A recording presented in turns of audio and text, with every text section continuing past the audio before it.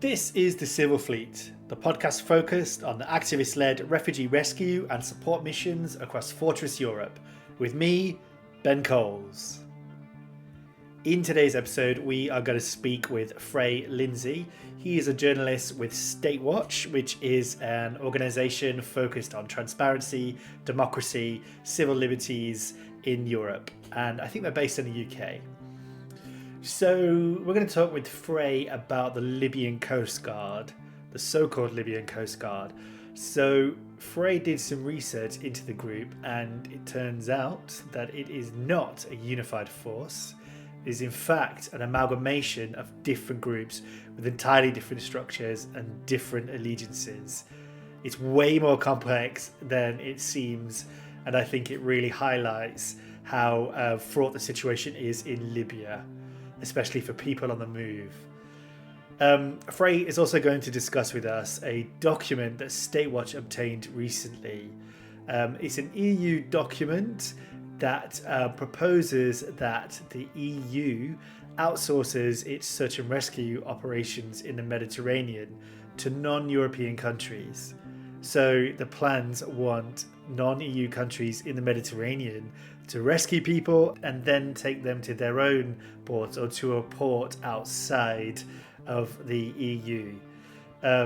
We don't know if these plans have been put into action yet. We don't know if they've been taken seriously, but what it does highlight, I think, is the lengths the EU is willing to go to prevent people from reaching its shores. Alright, so before we get into the episode, I'd like to remind you to check out the Civil Fleet blog. We've got some news stories there. We've got a new investigative report, which I did on based on FOI documents I got from the Home Office. So go check that out. And we've got some written interviews on there as well. So that is civilfleet.com. Go to civilfleet.com to check out our blog. Also, if you like what the Civil Fleet is doing and you would like to help us to continue to platform the amazing people that we have on here, then you can go to co-fi.com/civilfleet. You go on there and you can sign up to make a one-off donation, a monthly donation if you like. But if you can't afford to do that, then what you can do instead is give us a rating on podcast apps. You can share us around, follow us on social media and all that stuff, like and subscribe to us on YouTube, and all that stuff. All right, let's get on with this episode.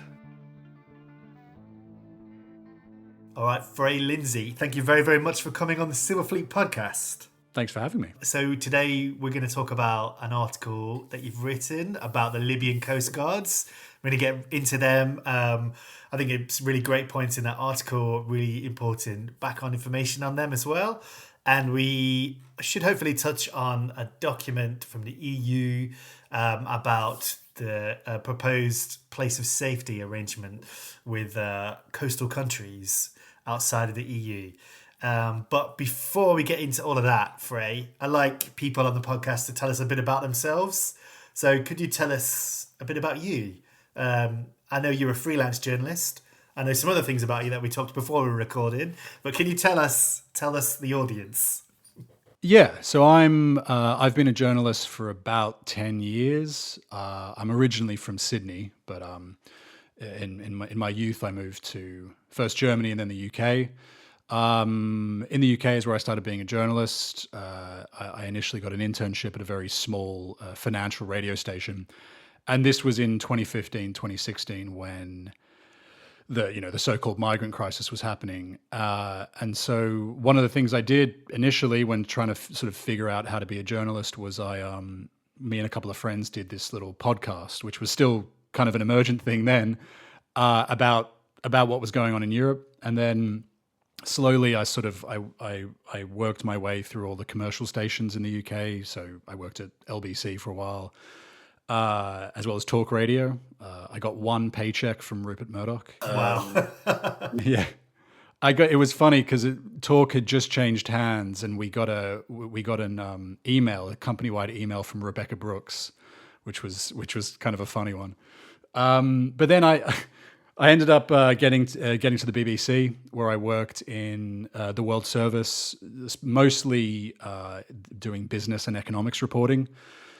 So doing a lot of stuff about kind of global north-south inequality and sort of political economy stuff, and over the years trying to do as much as I could on migration and asylum and borders, often with a kind of more economic focus, which actually I found quite useful because it was sort of a way in to telling these other stories.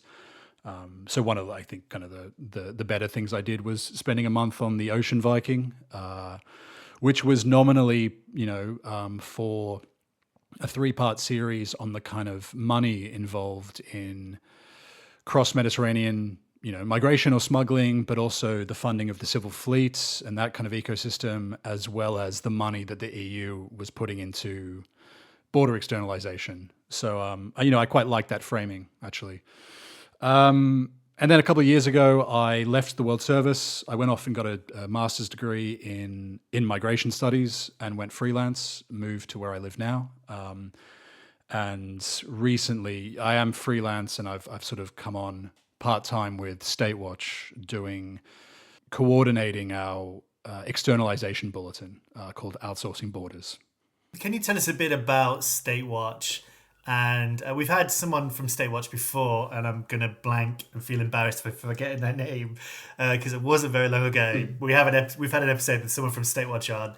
And can you tell us a bit about that and then this the Borders project that you mentioned there? Yeah, sure. So Statewatch is a UK-based, depending on who you ask, a charity or an NGO watchdog. Literally earlier today, we've been discussing this on the Statewatch Signal group, given that no press outlet seems to be able to agree on who we are. So, broadly, we're a not-for-profit that was founded in the early 90s that focuses on, among other things, civil liberties and transparency, state transparency, particularly involving, state behavior and policy that affects people's civil liberties and human rights. So a lot about surveillance, a lot about the adoption of counter-terror laws into other sections of policy, and over the years a lot about justice and home affairs in Europe, which obviously has a big migration component now. So the project I'm sort of nominally in charge of is called Outsourcing Borders, where we essentially try to document as much as we can the policy moves, policy agenda, and in particular the internal discussions that take place in Brussels, mainly in the Council of the EU, which is that's where the member state delegates go and hammer out policies in all these working groups, as opposed to the Parliament, which is where the MEPs are. The council is much more where the kind of the state governments, the governments of the individual member states are represented, and these days tend to kind of set the tone for migration policy a lot more than the MEPs do. So Outsourcing Borders, we put out a bulletin every month where we collect what we know about what's going on, a lot of background discussions we get access to, either via the boring freedom of information request way or other people sometimes pass us documents, kind of looking and analyzing what these overall policies are, but also what member states are saying about them. We get a lot of drafts of policies that tell you, but from draft to draft can tell you a lot about what's changing. So, you'll see from one draft to another about, for instance, the returns directive, the deportation directive. You'll see, safeguards and human rights protections quietly stripped away. The most notable one I can remember from recent is it was either the deportations directive or safe third country directive. There was, in a previous version, there was a very explicit mention that unaccompanied minors could not be deported under these rules under any circumstance. Now we've learned that protection has been, kind of sort of quietly removed from the legislation, and also an accompanying note that we got, an internal note from the council, explains the thinking behind it, which was that the so-called deterrence effect of having this kind of thing doesn't work unless it applies to everyone. So we need to deport children as well, just in case. Yeah. So that's the kind of stuff that outsourcing borders do. We try to in particular publish what we know about like what the individual member states and the council and the commission are kind of saying to each other in these slightly kind of nebulous, all these working groups with generic acronyms and all that. Yeah, no, I think it's such good work that Statewatch does, and really important to be focused on stuff like that. Because, like, I think it's interesting. It must be interesting to be able to see from these different drafts that you get, like these interested in a grim way, like the human rights concerns disappearing. That is really interesting and really important to get out there as well, so people know about this kind of thing. And sometimes sometimes they can be quite funny. Like there was one recently, I mean, they're normally very dry, right? But there was one where it was a compilation of member state comments on one of these legislations. I can't remember which was to be presented by to the council presidency for them to revise the draft. And one of them, Portugal, the Portuguese delegation only asked one question, which is why the commission felt the need to make the distinction between I think it was civilians and people. Apparently, this was an important distinction to make. And yeah, we last had Statewatch on the Civil Fleet podcast last year, episode 68 with Yasha Mechanico. I think that's how you say his name. Yasha, yeah. Yeah, he was on a podcast in episode 68, which I'll have links in the show notes to check that episode out. Let's talk about the Libyan Coastguard, because you wrote an article that was published, I think, the end of last year on Info Migrants about the Libyan Coastguard, and I thought it was really great. It's called The Libyan Coastguard Explained. I'll have a link to it in the show notes, so you can go directly to there if you check out the show notes. Yeah, and one thing that really struck me when I was reading it is you talk about how the Libyan Coast Guard is not just one entity, it's actually lots of different groups. And I remember someone commenting on a post I put once saying it wasn't the Libyan Coast Guard who kidnapped these people, it was GACS. And I was like, what the hell is GACS? And I'd completely forgotten about that until I read your article in October, and then again a couple of days ago in preparation for this episode.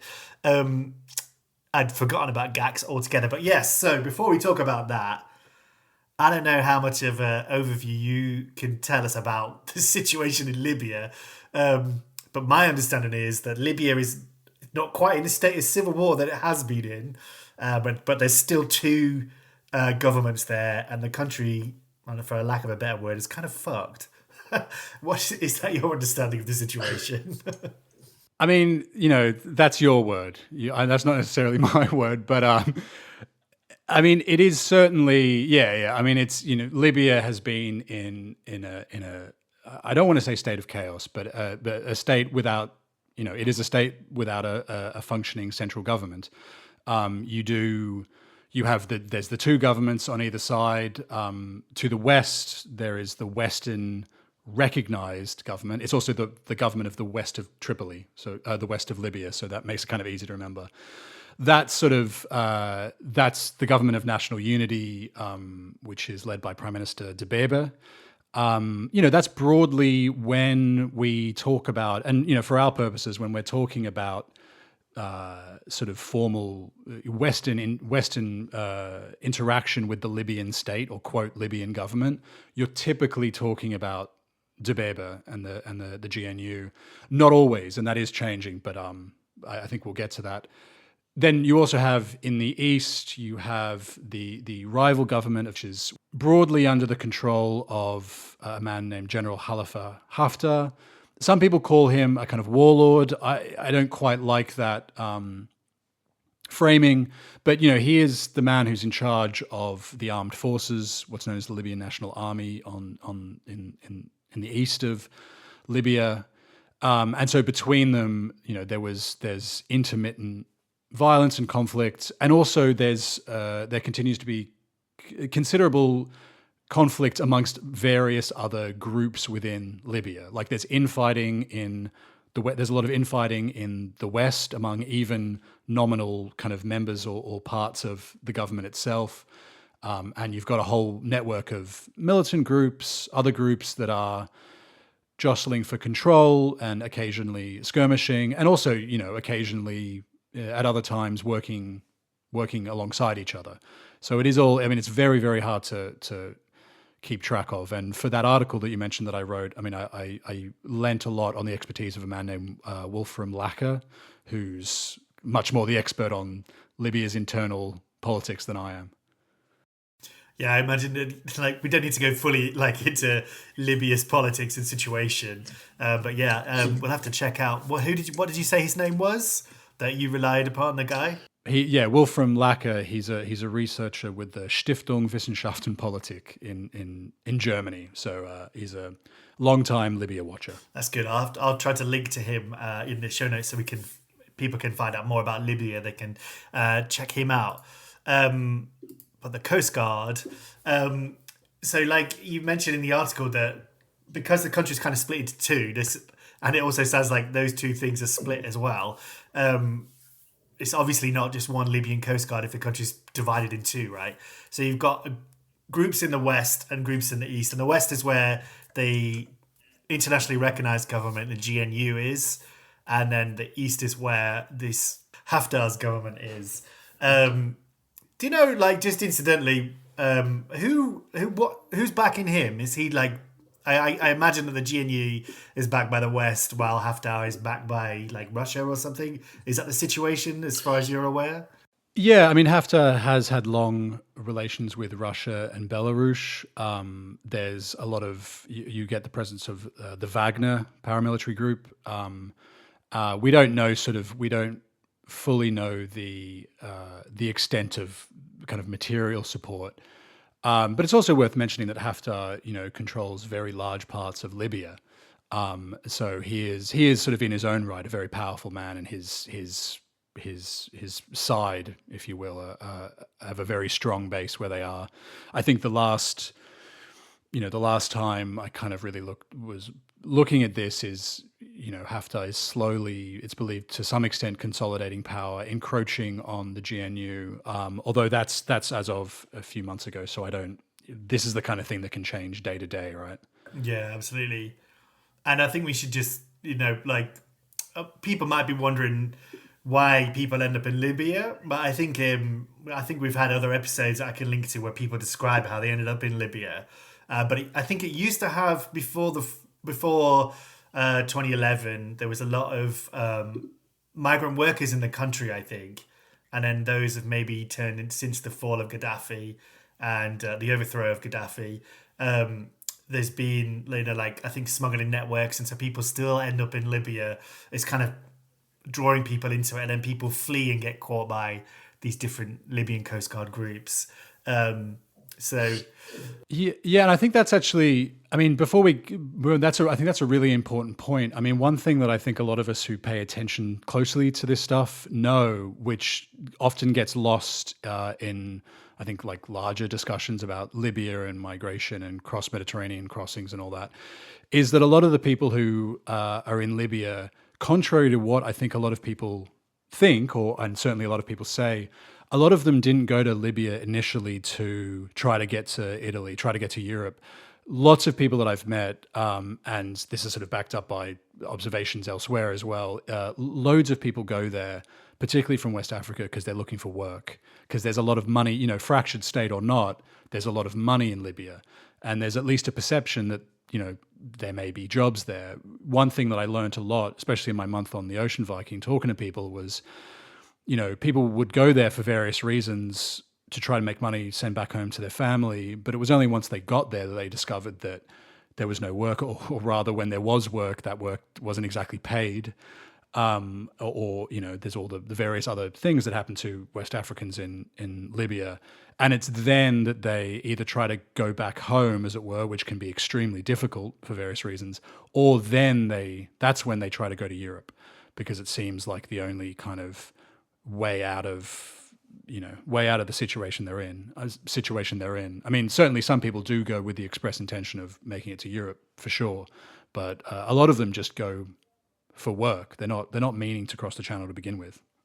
All right, so let's move on to talking about the Libyan Coastguard, and I think we should discuss the groups that are in the west, and then we'll look at the groups that are in the east. So the west, where the GNU government is. Can you tell us about the groups there in the west that operate as the Libyan Coastguard, or different factions of the Libyan Coastguard, or however?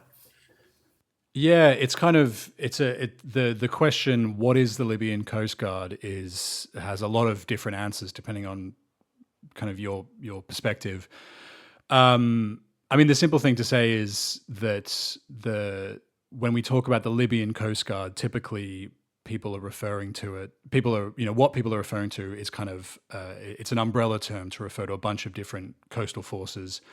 There's also, I mean, there is a tendency, a lot of reporters and NGOs refer to the Libyan Coast Guard as the so-called Libyan Coast Guard, basically to highlight an important point, which is that apart from the Libyan Coast Guard being made up of all these things that are, some of which aren't the Libyan Coast Guard, just the name itself, Coast Guard, is kind of a misnomer, because that implies, the Coast Guard's sort of main mission is to protect people at sea, whereas the Libyan Coast Guard, or so-called Libyan Coast Guard, has a kind of a different purpose, which is intercepting people and bringing them back to Libya, which is, maybe some people think that's a distinction without a difference, but there is a quite vital difference there.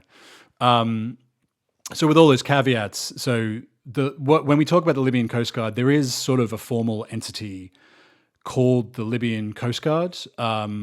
And when I say formal, I mean, again, Libya not having a central governing institution, we sort of think more of like formal or informal as more or less proximity to, in this case, the Western government, right?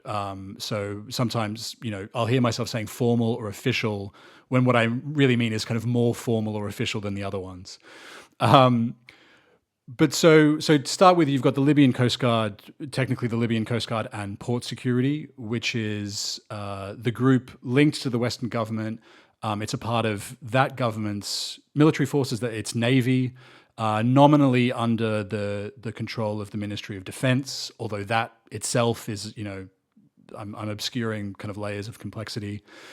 It's based in Tripoli. In theory, the headquarters are in Tripoli, and it is the one that is, if you were to point to any one thing and say, this is the Libyan Coast Guard, this would be the most accurate one. Even that said, though, there's loads of caveats to that. The main one being that the Coast Guard itself is made up of a bunch of different units that are spread around the kind of broadly the western side of Libya's coast. They all operate semi-autonomously. They all, to a smaller or larger degree, have interactions and are made of the same people as various armed groups, many of which also run detention centers. The nominal observation, the nominal point that they're under the defense ministry doesn't really, that makes it sound like they're under the direct command of the defense minister and the government, which is in practice not the case, at least not the case always, and certainly not for some of the more notorious ones. I think you've got like the Zawiya, the Tripoli and Coms Libyan Coast Guards. Do they all operate sort of semi-autonomously? Yeah, well, no, you're right. I mean, it's kind of degrees, and it changes. It kind of changes all the time. It's very hard to keep up with. I mean, as you say, this article of mine came out last year. I'm sure some of it's wrong already by now, But the Zawiya one is certainly one of the most notorious ones. It was formerly run by a man named Bisha, Abdulrahman Milad. He was killed in 2024 in a shooting, I think in Tripoli, or I could be wrong about that. He is, a fairly notorious character. He was under EU sanctions. No, excuse me. He was under UN sanctions for involvement in human smuggling and trafficking.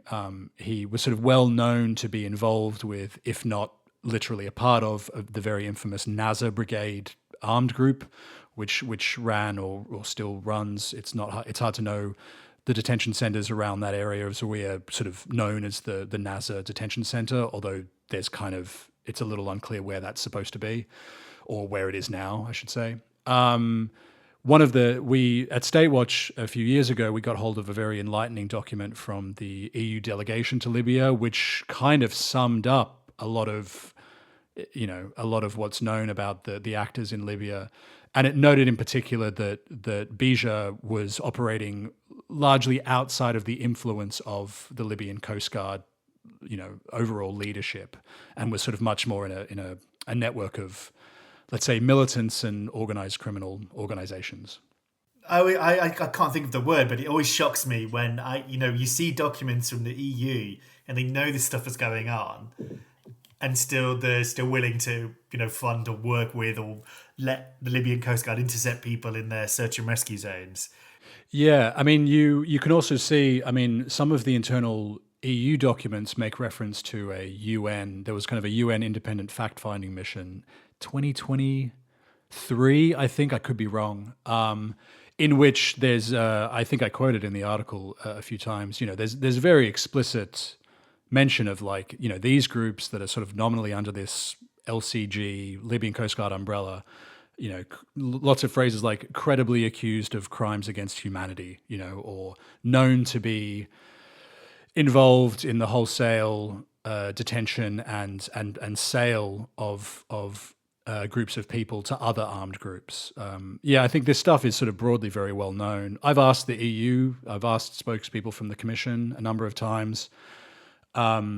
It would be unfair of me to say that they flat out deny it. However, they typically use the language of, we need to investigate this. We need to, we want to, more facts. We don't have full clarity because the state of Libya means that we can't have independent observers on the ground. And also the kind of other argument like, yes, well, Libya is a mess, but what we need to do is continue engaging with the authorities in order to bring Libya to a more, stable state, which will be for the benefit of everyone. Like that's kind of the way that they tend to, I want to say, talk around the more direct questions about complicity with groups that do very horrible things. Your article also mentions the COMS Libyan Coast Guard and a Major General Reda Issa. What can you tell us about them? Yeah, I have to be honest. Homs, that unit seems to be a slight exception, and again, I'm relying very heavily on Wolfram Lacker for the information he gave me about this. Certainly, if you link my article, there's a number of the links in my article go to a lot of his research. So if people want to learn more about this stuff, he's a wealth of information there. But yeah, so the Homs LCG unit is seemingly slightly less involved in the kind of political fracturing in Libya. They seem to operate somewhat more autonomously and therefore less intertwined with armed groups. That's to say, but that's kind of a matter of degree. And there are their own notorious detention centers there, which are known to be run by armed groups, at least to some extent. General Reda Issa was the controller of that of that particular unit, and now appears to be the overall head of the Libyan Coast Guard. But day to day, it's very difficult to know who exactly is in power at any one time. And again, in this context, how much direct control he has over the factions is incredibly hard to know. It sounds much more confusing than you think it is, right? Than I think that most people realize, like what the situation's like. But and another group like the General Administration for Coastal Security, GACS, who I've heard about. What can you tell us about them? Because they're slightly different to they operate in a different way, right, to the Libyan Coast Guard. Yeah, so that's when we start with the GACS. That's when we're getting kind of out of we're in the world of the groups that are kind of typically referred to as the Libyan Coast Guard, although technically are separate things. The General Administration for Coastal Security is kind of does what the name suggests, or at least in theory does what the name suggests. It's much more about, in theory, it's much more about protecting Libya's coastal assets, including kind of maritime assets. But in practice, it does, or certainly has done for a long time, its own interception operations. There is reason to believe, and this is according to Mark Tilley, who's a kind of Mediterranean analyst, does a lot of OSINT work looking at what's happening in the Med, that they've resurged in recent years, having previously kind of faded a bit into the background.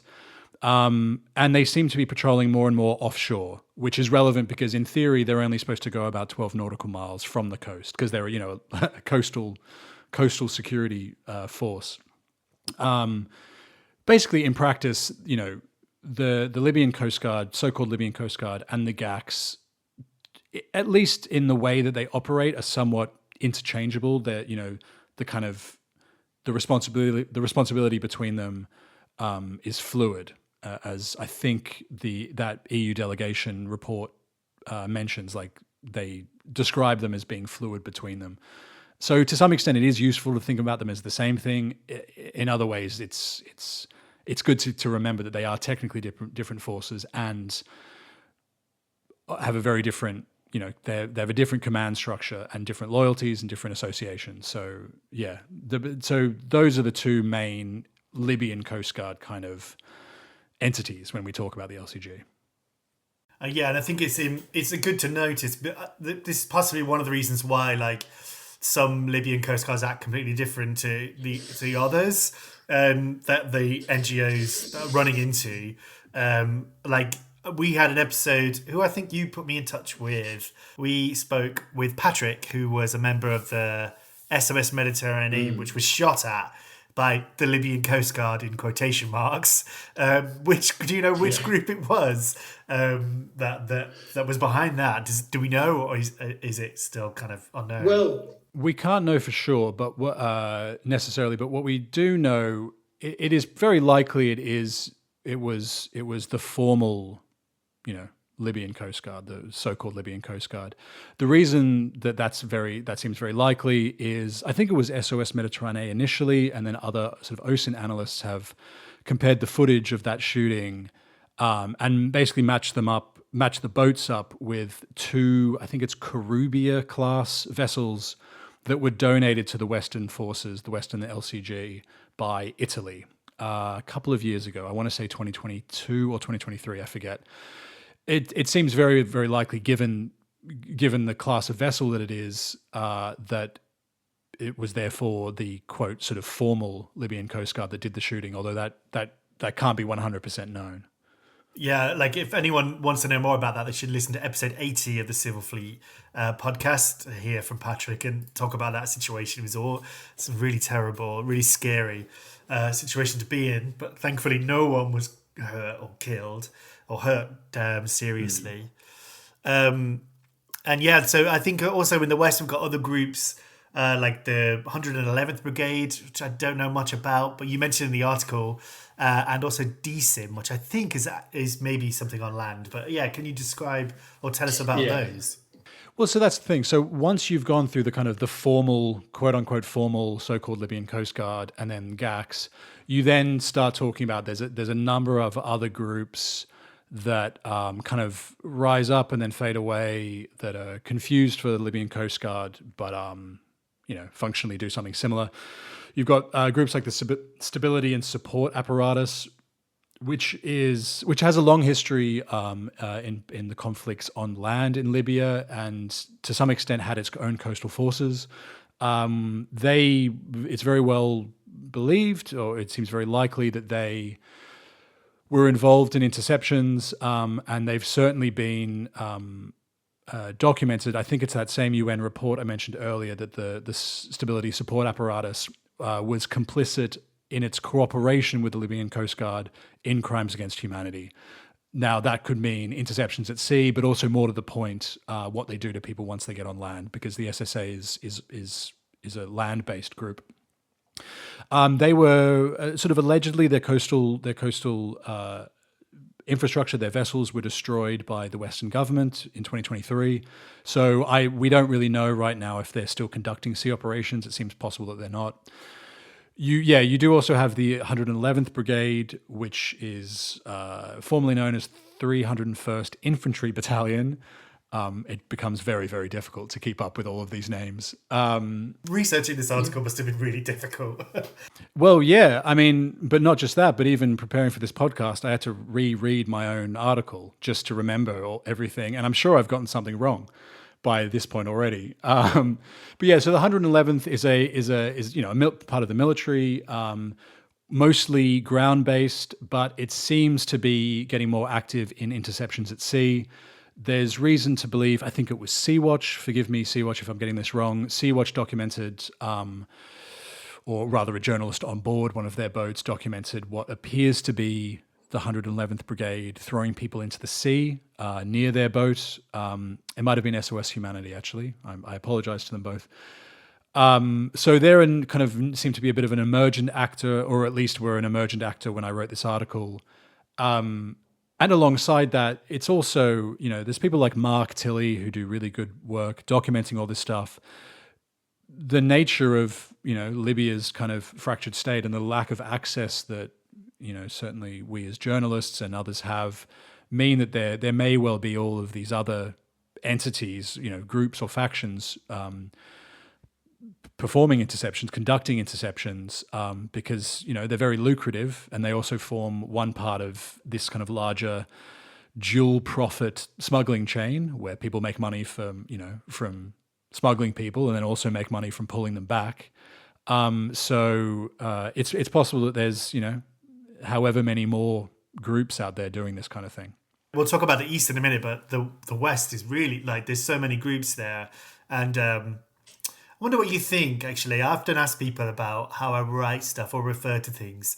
How, I think it's important to realize, for people to realize that the situation in Libya is really complicated. And, I think it also underlines how unsafe the country is for people on the move. But do you think it's useful to refer to these umbrella groups or these different groups as the Libyan Coastguard, or is it better to kind of, to know which of these groups is doing something? I don't know. I wonder what your opinion on that was. I mean, I think it's important to the extent that that one keeps in mind the relationship these groups have with other governments, other regions. I mean, the EU is the most relevant for our purposes. I mean, I think something that Mark said to me, Mark Tilley, when I spoke to him for my article, was that, one of the things that a lot of all of the groups really in Libya, including the Eastern government, which we'll get to, are chasing is, international legitimacy and recognition. There's seems to be a strong belief, or an observed reality maybe, that going along doing the work that the EU wants these groups to do, and in fact funds them to do, is itself a sort of form of international cooperation. And the more we talk about these things formally, like calling something the Libyan Coastguard, we're sort of recognizing it ourselves as a formal government entity, or something that's kind of a legitimate force, when in reality, like I said before, it's not really a Coast Guard. And the legitimacy of it, I think, is something that can be debated. I mean, it is. There are undeniably, for instance, military forces in Libya, but calling them, for instance, the Libyan army or the Libyan navy is itself a bit of a misnomer. I also do think on the other side, I know a lot of people who are, specialists in the politics of Libya. I do sometimes spend a lot of time thinking about the way we talk about Libya, particularly the atrocities that are committed against people on the move, particularly, people from West Sub-Saharan Africa. It is often easy to think that the way we talk about it kind of makes us think like the government of Libya is doing all this horrible stuff, when in reality we're not talking about an overall government of Libya. We're talking about individual political factions and military groups and militants who are jostling for power. So I do sometimes worry that when we talk about, if we sort of reify, if we make it too much of a thing, we're sort of maybe implicitly demonizing Libyans in general, by sort of implying that these groups are representative of them as if they were a coherent government. I think it is an important thing to keep in mind. Yeah, I agree. Most of the NGO rescue organisations, they always refer to the Coast Guard as the so-called Libyan Coastguard, and I think that is quite a good point that I should probably start doing much more. I mean, I said all of that. I have to admit, I mean, I've been a journalist for a long time, and I do, I do try to give these things thought. I do also sometimes think we journalists and NGOs spend a little bit too much time worrying about this. It reminds me a lot of the so-called Islamic State, right? I think at some point it is just easier to refer to the Libyan Coast Guard. And often when I'm trying to write something or present a radio program to a group that won't know the context, sometimes saying things like so-called can be kind of clunky. And I worry it looks a little bit like, NGO speak rather than just kind of more objective stuff. Yeah, that's a good point, because I usually just refer to them as the Libyan Coast Guard mainly to save space. And thinking of words and how many words are in an article. But yeah, I think that's a good point as well. It's a quagmire, this whole thing. Let's talk about the East, unless there's anything else you wanted to say about the groups in the West. Well, you did ask me about the DCIM, and I'm sorry, I just realized I forgot. I mean, do you... Oh yeah, no, tell us briefly. What can we say about the DCIM? Yeah, so in this kind of network, this labyrinth of different groups, the one that's worth mentioning that's on land is the Directorate for Combating Illegal Migration, or the DCIM. This is a very important group to mention because it's worth keeping in mind that all of these different groups operate in this larger ecosystem. You could say kind of business. I mean, it's not too far where. Migrants, people on the move, are exploited at different times and abused in different ways. But things like literal extortion. I think probably listeners to this podcast are familiar with the stories of people being detained and kidnapped, and then having their families back home get extorted. You also have mass forced labor. People are sold to other groups and so-called kind of re-smuggling. Groups make money from, as I said, putting people on the boats and then kind of taking them off again. And so all of the coastal groups, the kind of, the LCG and other groups operate in this sort of economic ecosystem. A big part of which is the detention centers on land, because that's where a lot of the, I mean, if I say it kind of in a rather ghoulish way, the kind of the value is extracted from people. And so the DCIM is one of the groups, the kind of nominal, formal groups, Western aligned groups. Although there are some DCIM units apparently in the East as well that run the detention centers. But just with that, as everything else we said, the DCIM and all of its different units at different detention centers massively infiltrated by, or indeed just are, militant groups, different politically, affiliated factions, all these different groups, sometimes working together, sometimes clashing, and intermittently kind of cooperating with different coastal forces. So yeah, even though all these groups are quite fractured, I think it is valuable to also to remember that they're part of this larger ecosystem, which also has a significant component on land. Like those detention centers don't run unless you've got people to put in there, and very often the source of that is people more near the coast, or indeed elsewhere in Libya on their travels, travels north. Yes, I heard a lot about DCIM and the detention centers and stuff that they've been running. How about the East then? I know in the East you mentioned the Tariq Ben Zayed Brigade, which I've definitely pronounced wrong. TBZ, maybe you could tell us about them? TBZ.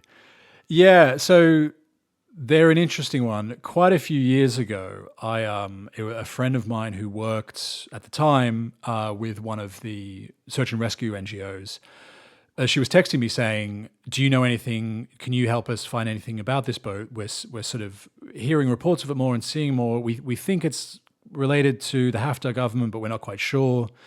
There was a few sort of strange incidents where, I mean, this is speculation, I should be very clear, but that there were these kind of moments when very large vessels left the east of Libya and then were intercepted by the TBZ, the Tariq Ben Zayed, in what some people think was a kind of staged operation to get the attention of Europe, in particularly Italy, on behalf of General Haftar, who we mentioned earlier, who's the head of the head of the Eastern government, or the nominal head of the Eastern government. So the TBZ is both a boat and a brigade. We believe it's under the command of his son, Khalid, which is why I always confuse Khalifa and Khalid. They are known to have a strong presence on land, the Tariq Ben Zayed Brigade. But over the years, there's this boat, which, of the same name, so presumably it's run by the same people. They've emerged as one of the most powerful actors, both on land and sea, in the kind of eastern side of Libya. And the boat's been observed conducting a lot of interceptions, since 2023 or so. Yeah, I remember hearing about this group from different NGO groups. Do you have they also been shooting at the other boats or anything? Have there been reports of them being more violent towards the NGOs or the people on the move? Do you know? That's a good question. I don't know. I mean, certainly all of the different coastal forces seem to be getting more aggressive over time. I don't know for a fact that the Tariq Ben Zayed boat in particular has been acting like this. However, it is worth mentioning that, right now, as we're talking, there's people trying to leave the west and east of Libya, and a lot of this stuff happens without us being there. I mean, what we know about it is usually from the NGO, the Justice Fleet boats or journalists on board, occasionally reports on land or other observations. But, I think we tend to hear more about it when NGOs themselves are menaced or aggressed, because that's something that gets a bit more attention in Europe. But certainly when it comes to people who are trying to seek shelter in Europe, I would say that the aggression towards them tends to be fairly unlimited. Yeah, that's a really important point. The people on the move are going to get the blunt end of all of these groups, I suppose, rather than the NGOs. I remember, I think it was quite a few years ago, maybe 21, 22, there was a spate of Libyan Coastguard vessels shooting in the water near NGO vessels. Maybe I did a podcast on one of those, I think. If I did, I'll put it in the show notes. But the one last year on the SOS Mediterranee's Ocean Viking, that was the most shocking that I think that's happened recently. So are there other groups? Sorry, I was just going to say, is there other groups in the east? But you can answer whatever you're going to say first, and then answer that. No, to address your point, because I think it's relevant. I think I remember I watched the footage of the SOS Med shooting, and it's absolutely horrifying. I also have to say it is unsurprising. The aggression has been getting more and more intense. For many years, I think the kind of the Libya's various coastal forces have been getting more aggressive, and clearly feeling more emboldened to be aggressive. I think we may have a causation thing here, but it can't be ignored that the Libyan coastal forces and Libyan governments, fractured state or not, they're not stupid, and they have access to information from elsewhere in the world, and they can't be unaware of the fact that the EU's relationship with Libya's coastal forces has been heavily criticized, and every year or two there's another horror, or someone like Lighthouse Reports put out another horrific documentation of some unimaginable human rights abuses and mass murder and all that, and yet the EU continues to support and stand by the Libyan Coastguard, quote unquote. So it's unsurprising to me that Libyan coastal forces are aware of this. I mean, the little incident I mentioned before, the kind of almost conspiracy theory maybe about Haftar potentially staging this thing for Europe, is they're clearly realizing, and they know that Europe will put up with a hell of a lot in the name of keeping people from reaching Europe. So yeah, it doesn't surprise me that they've felt emboldened to be more and more aggressive. And maybe part of the thinking is the more aggressive they are, the more quote unquote effective they are in not just intercepting people, but also keeping the civil fleet or the justice fleet out of the waters. Yeah, it fits a pattern that's been going on for years. Yeah, definitely. I've not thought of it that way, but yeah, I think you're right there. Like, yeah, they could, and they could be under like different pressures internally as well, right? That could cause them to lash out and shoot at the NGO ships. But yeah, I mean, I think that it's really worth. Sorry to cut you off, but I think it is really because someone said it to me, and it really clarified my thinking of it. One thing you got to really remember is like what I said before about it being an economic ecosystem.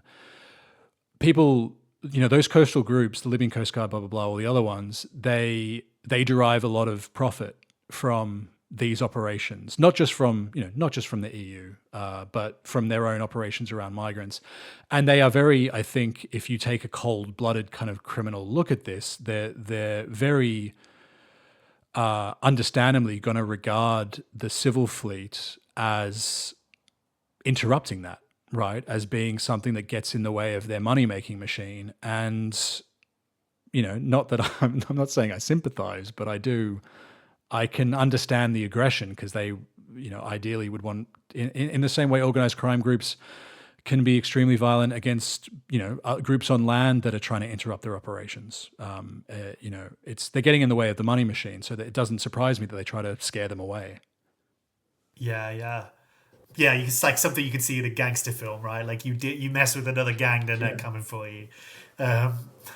Right. So, was there anything else you wanted to say about the? I encourage everyone to read this article that we've been speaking about on the Libyan Coastguard, and there's probably a lot more that we could talk about it. But I think we should talk about this place's safety arrangement document. That do you want to? We should about the Benghazi MRCC, right? Did I forget to mention that?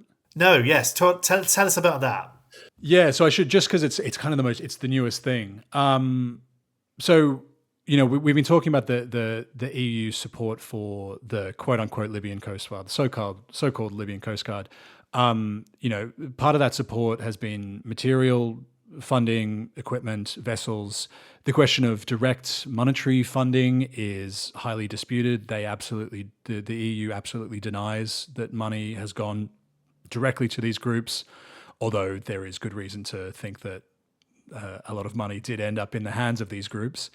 One of the core, most important elements of this, and also going back to that thing about legitimacy, these groups wanting legitimacy as sort of state actors in Libya, has been the role of these maritime rescue coordination centers, which is sort of they're recognized under kind of international maritime law as these sort of legitimate centers for coordinating rescue and coordinating the boats that are in their search and rescue zone.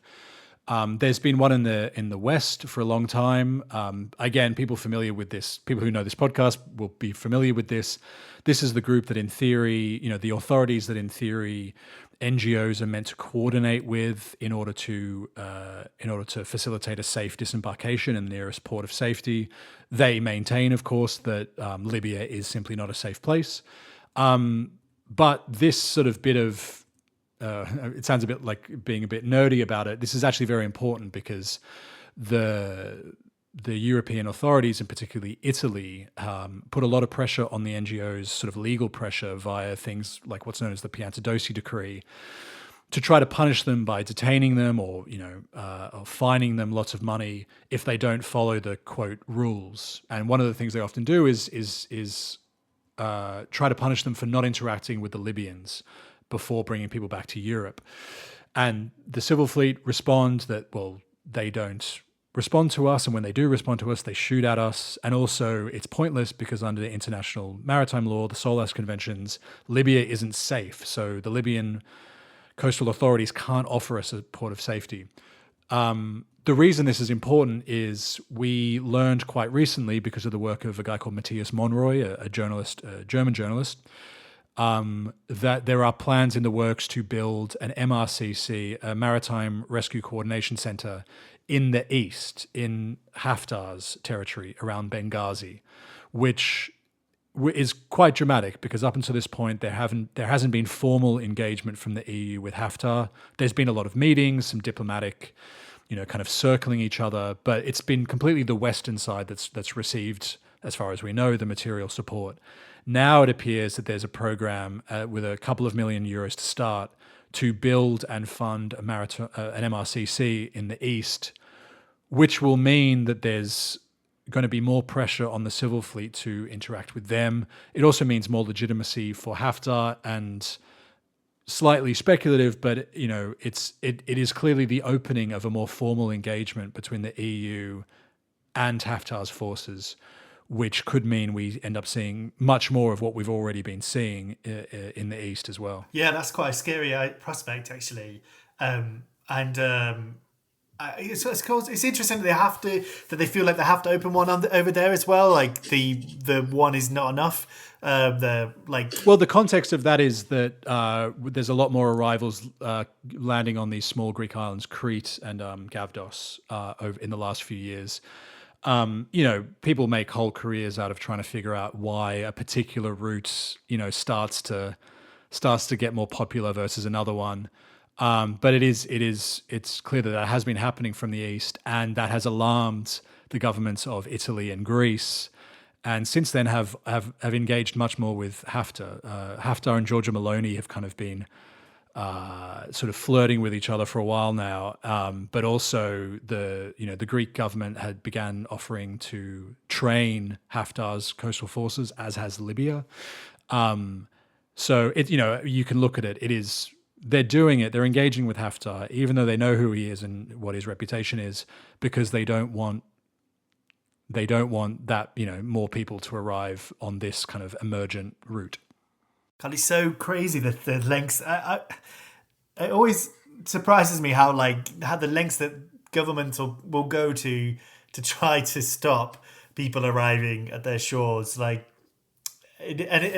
always think the situation when people complain about migration, it's just so I don't see how it's such a big problem in their lives, but it's created a situation where the EU can give funding and training as such to organizations or people like Haftar. It's just a crazy situation. It just blows my mind. I mean, the thing is, they describe it in the language of when you ask the European Commission about this, which I have many times. They respond to me and to everyone else that this stuff is to ensure people's safety. That what they're trying to do is prevent loss of life at sea, which is a perfectly noble aim. But I think when that's not paired with other routes for people to seek shelter or in Europe, and it's also said with not complete, but almost completely ignoring the extreme danger and often death and murder that happens to people on land as well. That excuse kind of that reasoning sort of falls apart. Also, with the observation that the EU used to run its own search and rescue programs in the Mediterranean and no longer does. So while I'm not going to, in any sense, go on record and call the European Commission liars about this, what they're saying, that this is all about people's safety, is very hard to reconcile with the observed reality of what happens. Yeah, and like you said, if you safe routes or they restart their own rescue. I don't want to say service. What's the word I'm looking for? Rescue mission. Then that would be the better ways, more humane ways, and probably more efficient ways to save people's lives than doing this kind of thing with Haftar or training these different groups or this place of safety arrangement document, this plan, which we'll talk about in a minute. But there's just so many better ways to do this, and also if you care about people coming to the country, there's other ways to do that. but that's a subject for a very different time. It's an unending conversation. Yeah. Let's talk about this document. So let's talk about, what is it called? I've got it on my computer somewhere. It is a Council of the European Union document that Statewatch got. Yes, here we go. And you give us an outline of this document, but I think it's very, very interesting. So this is a document we got our hands on. It's from the presidency, which is the Council of the EU has a rotating presidency of 6 months. So each member state every 6 months kind of gets every 6 months a new member state gets to sit on the presidency, which basically means to some extent they can set the policy agenda or at least the discussion agenda. It's not dictatorial power, but they can often set the tone. So this was from last year. So the presidency would have been Denmark. And it was sent to the Working Party on the external aspects of asylum and migration. That's one of those committees in the European Council where they talk about particularly border externalization. This document is basically describing what it calls new and innovative solutions to irregular migration and proposes something called place of safety arrangements. These are, I would say, not new or innovative. The only thing that's kind of new is that the name has changed to, given what we were just talking about, place of safety sounds a lot better than disembarkation platforms, which is what they were previously known as when suggested the better part of a decade ago. So these, I have to say up front that we don't know, this plan hasn't been fully fleshed out yet. What we know is basically from this document. But what it's essentially suggesting is a system wherein non-EU states, particularly the coastal ones around the Mediterranean, so think Morocco, Egypt, maybe Algeria, are paid or otherwise incentivized to do kind of a similar thing to the Libyan Coastguard, to have their own coastal forces intercept people trying to cross the Mediterranean, bring them back to their own territories or potentially someone else's territories, for them to then be processed in some way and very likely detained. Again, this is all speculative because this is a proposal. This is not something that's been formally, put into. There's no formal law proposing this just yet.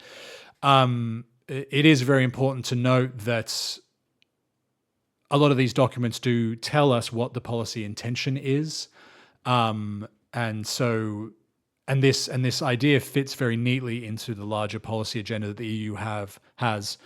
If you think about, for instance, the return hub schemes that the Commission, the EU has sort of paved the way for, these detention reception facilities in third countries, as well as the safe third country and safe country of origin legislations, which are making it easier to deport people, basically, or indeed ignore their asylum, the individual merits of their asylum applications. The place of safety arrangements, having other countries intercept and then forcibly intercept and potentially detain people, fits into that larger strategy because it addresses the problem of what do you do with people who are yet to get close enough to Europe that they sort of, in the eyes of Europe, become their problem. Maybe we can stop people even further along the chain. A lot of these internal documents we get from the EU talk a lot about a whole of route approach or route-based approach. And this is basically a euphemism of extending the EU's border control, externalizing it, as we say, further back down the route, well outside of the EU's territory and into other places. So, for instance, you can think of the presence of Frontex in various parts of West Africa, for instance, or the Libya arrangement is itself an externalization deal, and this sort of forms a part of that. Yeah, and so basically, like you said, this is just plans. You don't know as of yet how these were received. I guess we don't know if they've been moved forward. Is that right? Am I right in saying that? We don't know. I mean, what I will say is, just being familiar with the way EU policymakers talk about this kind of stuff. This is certainly something that is desired. I think it's something for the presidency to be suggesting it, especially in this context of new and innovative solutions. Speaks to what we kind of already know, that a lot of the member states want more concrete solutions, quote unquote solutions, to preventing irregular migration to Europe. One thing that's very illustrative of this to me is that I saw a presentation, an internal presentation on future priorities for the bloc. And the words reduce irregular migration in this presentation, reduce had been struck out and the word prevent put in its place. So this is, saying it bluntly, the EU wants to end the ability of people to reach Europe in order to claim asylum or seek shelter. So it's really dark, isn't it? It's quite grim. I think a thing that everyone listening to this podcast is going to know this, but the thing I think some people forget is everyone has the right to claim asylum. If you're trying to escape somewhere, you can claim asylum. It doesn't mean you're going to get it, but you can claim asylum. But just preventing people from even getting to your country because they might claim asylum is just so dark. So I just find it so depressing.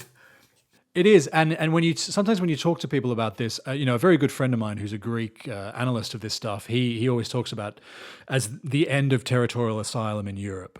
And you say that to people not in this world, and maybe it sounds a bit doomsayery, doom mongering. But my proud sunburnt country is the pioneer in this. Australia, decades ago already had figured out what's called the Pacific solution, where they essentially removed the territory of Australia, the physical land, from what's known as Australia's migration zone, which is basically just a legal fiction.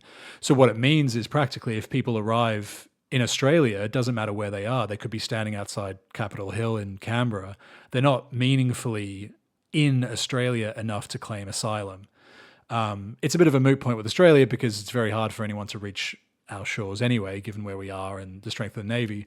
But this absolutely already exists. And it's something that EU policymakers, including British policymakers, are very, very keen on. And like I said, it's also something that was proposed before. So disembarkation platforms were proposed around 2018, 2019. They were pretty roundly rejected by North African countries, and the African Union, put out a statement that, if I'm to paraphrase, was basically telling the EU to piss off. They nonetheless are sort of bringing it back. And one thing that's also really worth mentioning, again, it's a little nerdy and going into the weeds. Some of the things that are different in place of safety arrangements that were previously there in disembarkation platforms appear not to be, at least in this proposal, which raises a lot of questions, including the fact that previously there was meant to be some amount of protection in it. Like these were meant to be protection-centered schemes, like stop people crossing the Med because they'll die, temporarily bring them to a third country. I believe previously the idea of them being detained in a third country was excluded, explicitly ruled out. That is no longer explicitly ruled out, which seems to be very what one policy analyst in Brussels said to me is kind of very much fitting with the political mood in Europe. It also raises a lot of other questions, a lot of other potential implications for the civil fleet, because if you think that maybe if this were to be implemented, you'll then have, Moroccan or Egyptian or Algerian coastal forces, which themselves will need to be built up on the EU's dime or with the EU's support, right? A lot of these, they're going to need to build more bespoke capacity for this. You may see the development of the same incentive structures that you see with the Libyan Coastguard, which is a problem for the NGOs operating in those waters, because suddenly they may have a lot more actors to deal with who might be, irritated by their presence interfering with these operations that the EU is possibly paying for or giving them other incentives. And at the same time, if there are more North African coastal authorities operating in the waters, it's potentially going to make it easier for the EU to crack down on the civil fleet by sort of saying, you're not meant, you don't need to be here. There's all these other coastal groups. You're interfering. You're being a nuisance, and therefore impound their boats, fine them. Again, this is speculative, but given what's happened so far, the presence of more actors like the Libyan Coastguard can only be, I think, worse for the NGOs, and of course, much worse for the people trying to cross. Yeah, and this thing I found interesting is somewhere in the document it mentions that these third or coastal countries, as they refer to them, might not, people might object to it, or like it might make the EU unpopular in their country. And I just thought, that just made me laugh. I thought that was quite interesting. Yeah, and I think that's really a reflection of how clearly the EU, or EU policymakers in the member states know what the reality of these schemes are. I mean, one thing that's very worrying, for instance, in Libya, is there is domestically a lot of growing hostility towards migrants just among regular people. Part of that is because of a perception that Libya is just being, I think in their kind of conception, their framing, turning into a bit of a free-for-all for migrants and a bit of a dumping ground for the people that the EU doesn't want. And so, that language in that document is very revealing, saying, that I think they say something about the system needs to be very well managed with, information campaigns and all that.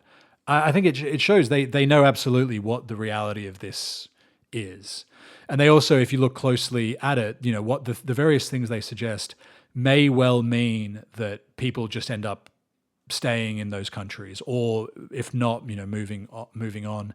One thing that's really not there is a suggestion that there would be some kind of streamlined process to then have their asylum applications, processed and then have them go to Europe. I mean, I don't see anything in that document that suggests that'll be the case. I think I thought was quite interesting is because, as far as I'm aware, any ship that's sailing anywhere in the sea, if you come across people, you have a duty to rescue them, and then you have a duty to take them to the nearest place of safety. So that could be commercial ships that would do that.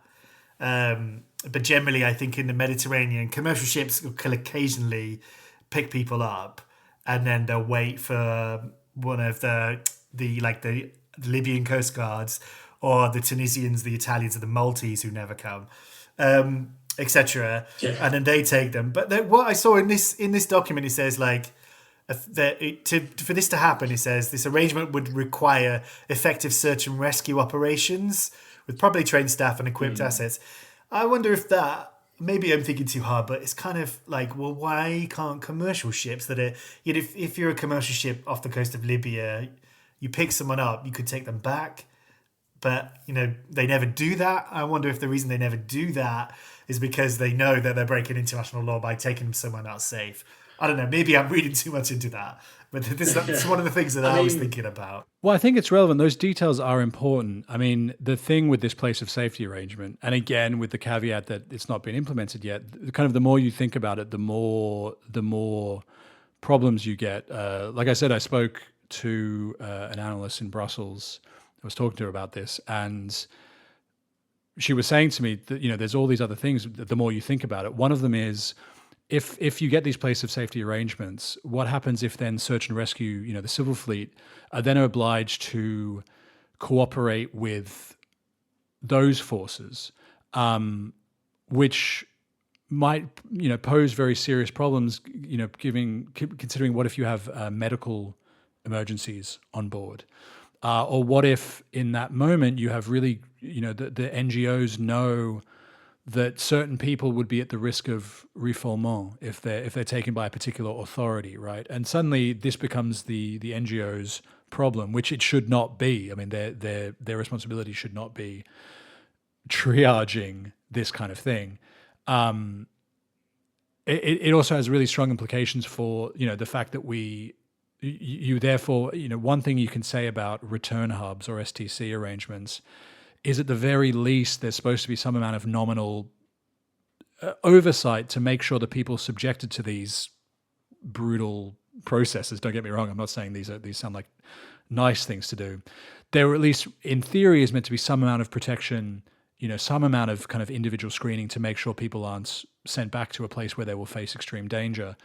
you can't do that if you're just having, it's not clear how you do that if you're just having Algeria pick them up, right? And the other one that a lot of SRNGO people have mentioned to me is what happens if people start to become aware of this. One thing that's happened before is that people in boats are often very scared of different authorities and try to resist being taken back by them. Having more of these kind of potentially aggressive northern, southern Mediterranean forces approaching these boats, you might see people jumping out of them. You might see more, and you're definitely going to see more chaos, more panic, and that's when often really, really horrible things happen. So yeah, I mean, it's one of those things. The more you think about it, the worse it gets. Yeah, like you said, and we said, like, it's this plan is well, it's only that as far as we know, right? We don't know what's happening with it. But yeah, it's crazy, and it's another one of the great things that Statewatch has brought to people's attention. So yeah, I think we've been talking for a while now. I could continue talking for ages with you, Frey. Like you mentioned Australia, there was stuff I wanted to ask about that, but that's definitely outside the scope of this podcast. Yes. But yes, let's. How can people learn more about Statewatch? Well, they can go to statewatch.org, and also if you want to learn more about this kind of border externalization stuff, the project we do is called Outsourcing Borders. We have a newsletter you can sign up to.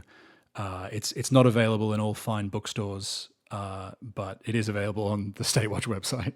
I'll have a link to Statewatch and what's it called again? You've said it several times and I keep forgetting. The border... Outsourcing Borders. Outsourcing Borders. So I'll have a link to that and the newsletter. I can put a link in for that too.